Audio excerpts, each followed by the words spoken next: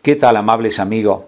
Estamos nuevamente para compartir esta serie Escudriñando las Sagradas Escrituras. Y por cierto, lo hacemos comenzando con el texto lema en San Juan 5:39. Escudriñad las Escrituras porque a vosotros parece que en ella tenéis la vida eterna y ellas son las que dan testimonio de mí. ¿Por qué muchos se privan de seguir el consejo del Señor Jesucristo? Estudiar, escudriñar, analizar todas estas gloriosas verdades. Es que muchos están prejuiciados. Creen lo que otros opinan sobre la Sagrada Escritura. La alta crítica se ha ensañado contra ella, tratando de probar que la Sagrada Escritura no son un libro inspirado. Apreciado amigo, el prejuicio te puede impedir de recibir muchas bendiciones. ¿Qué es un prejuicio? Todos sabemos que prejuzgar algo sin conocer o anticipadamente. Quiero ilustrarle esto con una experiencia. En cierta ocasión, a la Universidad de Harvard, una universidad muy prestigiosa en los Estados Unidos, visitó una pareja que por la apariencia eran personas del campo. Al verlo entrar, el rector no le dio mucha importancia, siguió escribiendo en su escritorio y en un momento dado levantó la cabeza y le dijo: por favor, si tienen algo que decirme, dígamelo rápido porque estoy muy ocupado. Aquel hombre se sintió incómodo, desde luego. Se levantó y le dijo: señor rector, muchas gracias, disculpe, no lo haré perder más de su precioso tiempo. Tomó la mano de su esposa y se retiró. El rector, sin duda alguna, habrá pensado que aquel granjero le iba a hacer perder un precioso tiempo. Pero qué equivocado estaba con respecto a esa persona. ¿Quién era ese señor? Ese señor, es verdad que era un granjero. Tenía dueño de más de 3.500 acres de las tierras más fructíferas en California. Ese señor había sido gobernador en California. Había sido uno de los 4 grandes que construyó una línea férrea en el país del norte de gran extensión. Y estaba siendo en ese momento candidato para el Senado de los Estados Unidos. ¿Por qué había visitado la Universidad de Harvard? Nada menos que para donar una millonaria suma de dinero. Pero como fue prejuzgado, se fue y fundó una universidad que en este momento es una de las más prestigiosas, no solo en el país del norte, sino también en el mundo, la Universidad de Stanford. Le puso el nombre inclusive de uno de sus hijos que murió en un viaje a Europa, Leland Stanford. Sí, amigo, esta ilustración nos enseña que no debemos prejuzgar las cosas sin conocerlas. Es verdad que el solo hecho de decir que la Biblia es la palabra de Dios, por la lógica misma, muchas personas dicen: ¿pero será verdad? Bueno, la Biblia tiene que aportar evidencias para ello, y vaya que sí las hay. Por ejemplo, ¿ustedes saben en qué tiempo histórico ha sido este libro escrito? El Señor tomó a su primer amanuense, que fue Moisés, en el 1500, entre el 1550 o 1450 aproximadamente antes de Cristo, y fue el primer hombre que comienza a escribir bajo la inspiración divina los primeros 5 libros y el libro de Job. Y de allí continuó la historia hasta que el apóstol San Juan, alrededor del año 100 de nuestra era, termina de escribir los últimos libros que fueron el Apocalipsis y el Evangelio de Juan. Si nosotros tomamos el tiempo histórico, son casi 1550 años de historia en la cual se escribió este libro. Quiere decir que en ese periodo, muchos de los que escribieron, entre los 40 autores más o menos que suman los 2 cánones sagrados, el Antiguo y el Nuevo Testamento, no se llegaron a conocer unos con otros. En algunas circunstancias sí fueron contemporáneos, en los días apostólicos y algunos de los profetas, pero Isaías no se conocía con Jeremías, ni se conoció con Moisés, ni Moisés se conoció con David. O sea, fueron hombres de distintas épocas. Ahora miren, de distintos idiomas. Por lo menos fueron 3, el hebreo, el arameo y el griego. En diferentes continentes, lugares geográficos, Asia, África y Europa. Eran hombres de distintos nivel cultural. Algunos, por supuesto, desde el punto de vista de las letras humanas, sencillos pescadores, labradores del campo, otros poetas. O sea que desde el punto de vista humano, si este libro hubiera sido escrito solamente por voluntad humana, tendría que haber sido el libro más rápido de desaparecer en la historia. Pero ¿por qué la Biblia sigue siendo el libro más leído? Y también el más atacado. Saben, este libro ha perdurado a través de toda la historia, en todos los imperios donde se escribió, desde Egipto, Asiria, Babilonia, Medo-Persia, Grecia, Roma, todos esos imperios perecen en el polvo, la Biblia sigue siendo la Biblia. ¿Qué dice el apóstol San Pedro con respecto a la autoridad que tiene este libro?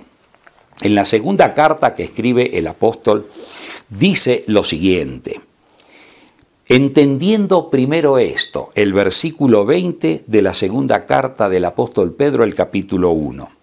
Entendiendo primero esto, que ninguna profecía de la Escritura es de interpretación privada, porque nunca la profecía fue traída por voluntad humana, sino que los santos hombres de Dios hablaron siendo inspirados por el Espíritu Santo. Es decir, no escribió Moisés lo que supuso, ni escribió Isaías lo que se imaginó, ni Jeremías lo que se le vino a la cabeza. No, Señor. Estos hombres fueron sencillamente instrumentos en las manos del Dios Todopoderoso. Yo te quiero poner un ejemplo muy sencillo para ir evaluando la autoridad de este libro. ¿Qué parece si en este momento entra un individuo que no conocemos y nos pide permiso en nuestra casa y nos pone un trozo de madera, digamos, labrada, y se va? Al rato entra otro individuo y dice perdón, permiso, y pone otro trozo de madera que encaja perfectamente al lado del otro. Y así van sumando hasta que suman 40 individuos y finalmente queda formada una hermosa estatua.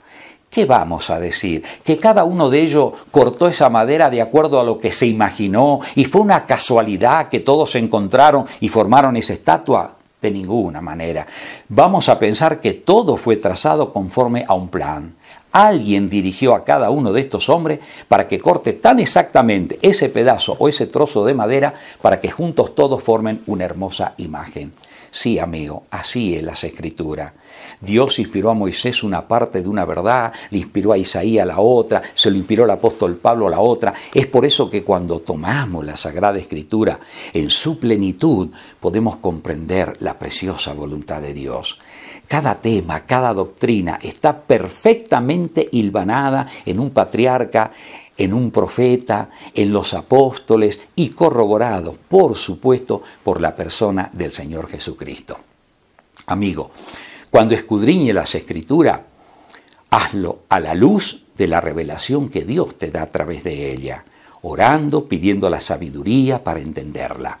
No la estudies a la Biblia prejuiciados con ideas preconcebidas o con ideas que tú tienes en tu mente y quieres que la Biblia se acomode a tus ideas. No.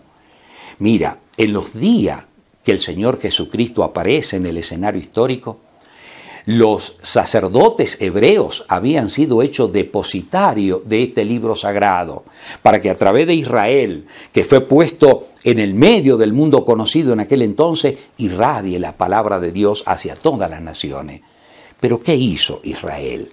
Lamentablemente, Israel cometió un gran error. Comenzaron a hacer una serie de tradiciones que la acomodaron en un libro que ellos llamaban el Talmud, y a través de ello dirigían a las personas a través de esas cosas hacia Dios. Fíjate lo que el Señor Jesús tuvo que decirle a esos sacerdotes en aquel entonces. Leo en el Evangelio según San Marcos el capítulo 7, versículo 5 en adelante. Le preguntaron pues los fariseos y los escribas: ¿por qué tus discípulos no andan conforme a la tradición de los ancianos, sino que comen pan con manos inmundas? Bueno, no es que los apóstoles eran antihigiénicos, sino que según las Escrituras, dice por ejemplo el versículo 2 del capítulo 7, el versículo 3 también, porque los fariseos y todos los judíos, aferrándose a la tradición de los ancianos, si muchas veces no se lavan las manos, no comen. O sea, se lavaban 7 veces las manos porque así ellos creían que estaban purificados. Y eso es lo que condenaban porque los apóstoles no lo hacían. ¿Qué le respondió Jesús a esas personas?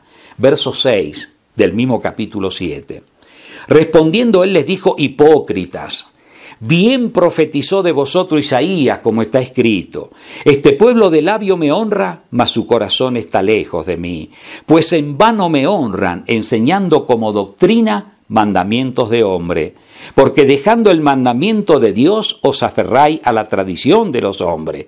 El verso 13 dice, invalidando la palabra de Dios con vuestra tradición que habéis transmitido, y muchas cosas seis semejantes a esta. Sí, amigo, el Señor Jesús, el creador y sustentador de todas las cosas, el salvador del mundo, el que vino a ponernos en armonía con su voluntad, nos está diciendo que la voluntad de Dios expresada en su palabra, los sagrados mandamientos, no pueden ser puestos en tela de juicio por las tradiciones humanas.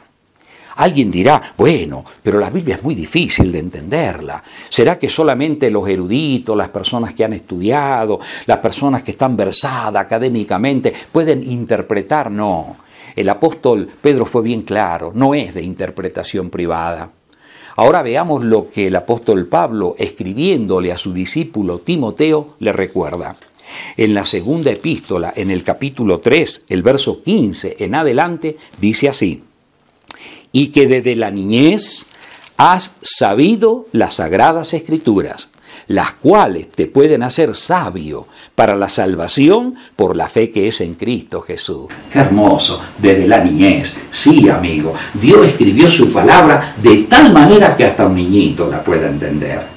Y a la vez está más difícil que hasta el más sabio no la pueda entender. ¿Por qué? Según aquellos que son sabios, por supuesto, en su propia opinión. Pero si vas con la fe cándida de un niño, buscando la sabiduría del Todopoderoso, la Biblia será un libro completamente abierto. Sí, querido amigo, te invito una vez más a que recuerdes la invitación del Salvador.